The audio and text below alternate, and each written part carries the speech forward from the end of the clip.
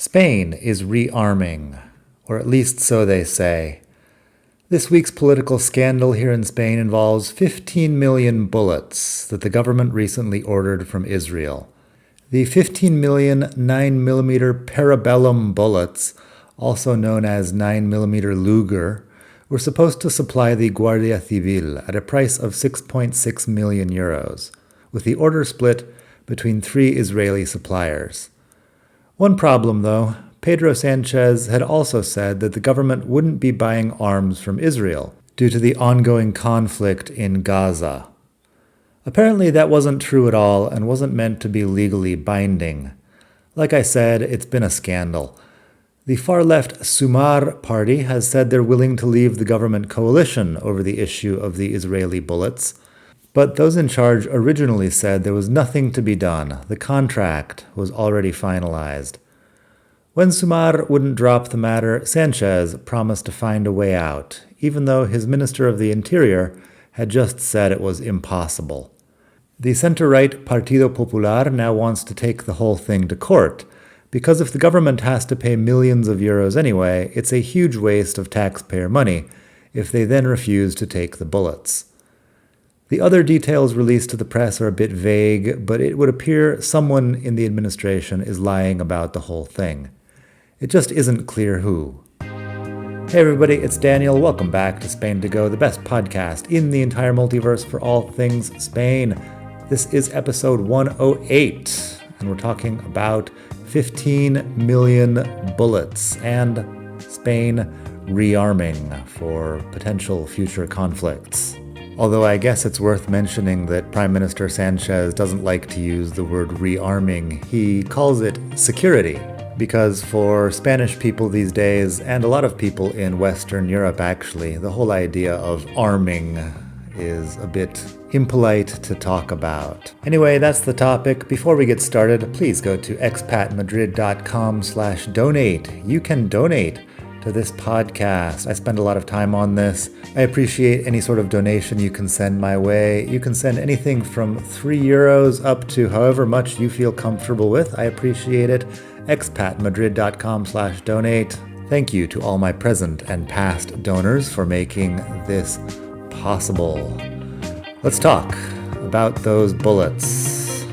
Spanish bombs. Oh, mi corazón.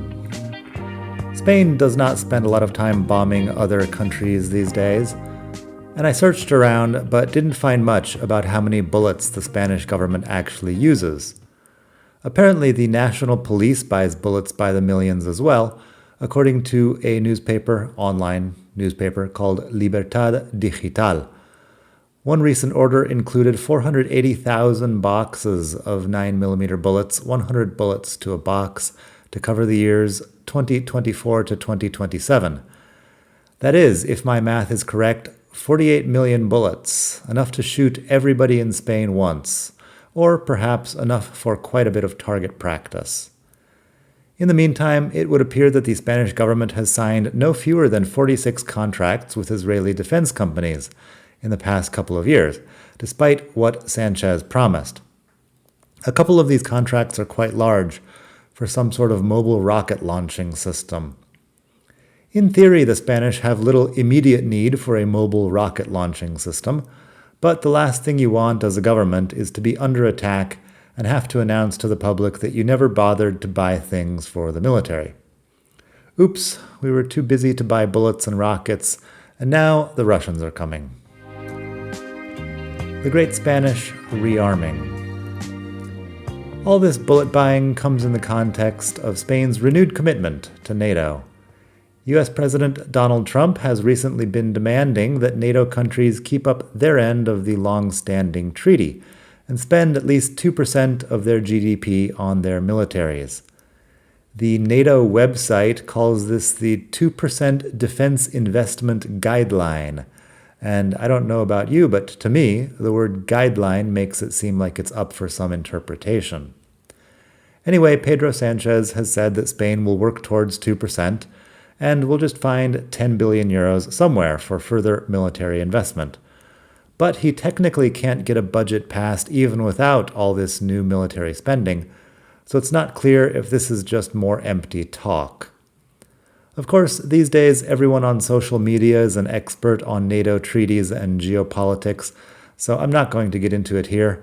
I'm sure someone from your gym can explain to you how to solve the Ukraine war as well as bring peace to the Middle East and keep Taiwan safe. I have no idea about any of those issues, but I'd guess that having a military that's actually prepared to do some fighting would be a good start. At least, in that case, you can negotiate from a place of strength.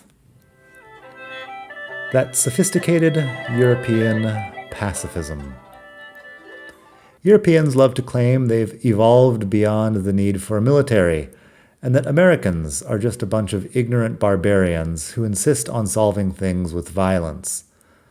And that philosophy works if there are no specific threats on the horizon. But as soon as, for example, Russia attacks some country out on the edge of Europe, all the peaceniks over here scream, "But why won't the Americans come save us?" Such is the reality of spending several decades under the US security umbrella. European countries just assume that the US will take care of them and are woefully unprepared for battle. I wrote last year that Europe might have to get ready for future conflicts sooner rather than later. I believe that podcast episode is called Europe Prepares for World War III, if you would like to check it out. I believe I remarked in that episode that a military buildup might cure some of the gender confusion I'm seeing among younger Spaniards, but I suppose that's premature. Still, a lot of people here in Barcelona look like they could use some calisthenics and some marching. Several articles I read over the weekend suggest that the war in Ukraine has made European governments realize that if it really comes down to it, they have enough bullets for a few days of war at most. Now they're all thinking maybe they should have a larger supply on hand. What is Europe, anyway? When I wrote a couple of months ago about the concept of the 5 or 7 continents, I mentioned that the idea of Europe is only that, an idea. The European Union is an attempt to create a common identity and a shared European project in an area where people have proven more than happy to slaughter each other by the millions. But as it is, it's unclear where Europe ends and something else begins. Can Israel join the EU? Can Turkey? Neither country is really what I consider to be Europe, but then again, I'm just a guy with a blog. Apparently, both countries have some interest and may eventually be involved in the EU. They're also talking about adding Ukraine to the EU or to NATO. Still, the idea that Europeans would be ready to go to war in massive numbers to protect some distant wheat fields seems a bit far-fetched. Or what if someone decides to make a move on Greenland? Well, Greenland is Danish. Will young Spaniards be willing to disembark up on the ice shoals D-Day style in order to protect Denmark's territorial possession? Maybe, but for now it seems like a big ask.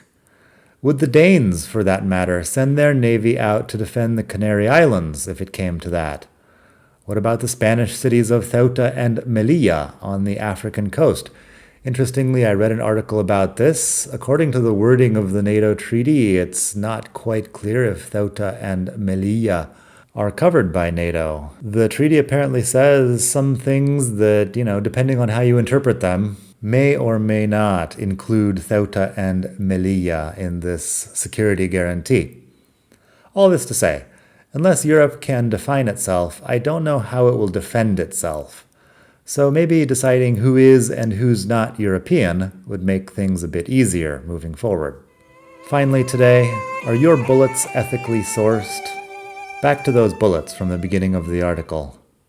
In the 1990s, when I was a younger and more idealistic person, a lot of folks assumed that giant corporations were just evil for various reasons. Then all the giant corporations got Twitter accounts run by woke interns, and now we can choose to spend our money with companies that share our deeply held values, or at least parrot them on social media. The fact that the politicians in Sumar want to make sure that our bullets are ethically sourced is just a logical extension of that strange urge. Let's find an arms dealer that supports LGBTQIA2S+ communities, a weapons manufacturer that defends the environment while also creating tools for blowing parts of it up, etc., etc. You see where I'm going with this. But with that in mind, I wondered if Pedro Sánchez could buy his bullets locally. Spain actually had a few munitions companies, but they've recently been sold to foreign investors from countries that are taking the rearming more seriously. One of the biggest ones, with several factories around Spain, was bought by a conglomerate out of Dusseldorf called Rheinmetall. Still, maybe the government could order its bullets from closer to home next time, creating factory jobs here in Spain, and instead of involving the Israelis, give the business to Germany, a country with an unblemished human rights record. That's about all I've got for today. Thank you for listening.